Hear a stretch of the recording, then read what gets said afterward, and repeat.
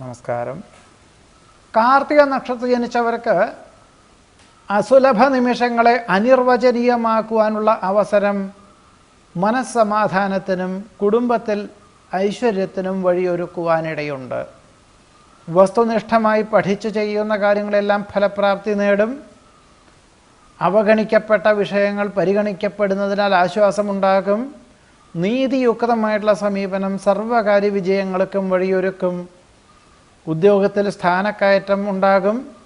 അഥവാ കുടുംബാംഗങ്ങളോടൊപ്പം താമസിക്കാൻ തക്കവണ്ണം ഉദ്യോഗമാറ്റം ഉണ്ടാകുവാനിടയുണ്ട്.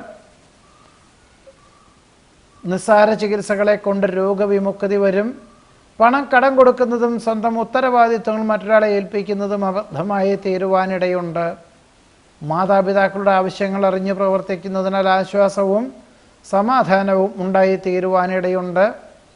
പല പ്രകാരത്തിലും ദേഹാസ്വാസ്ഥ്യങ്ങൾ വർദ്ധിക്കുമെങ്കിലും പ്രാണായാമം, വ്യായാമം, യോഗാഭ്യാസം തുടങ്ങിയവ നടത്തുന്നത് രോഗവിമുക്തി വരുവാൻ ഉപകരിക്കും എന്നുകൂടി പറയുന്നു.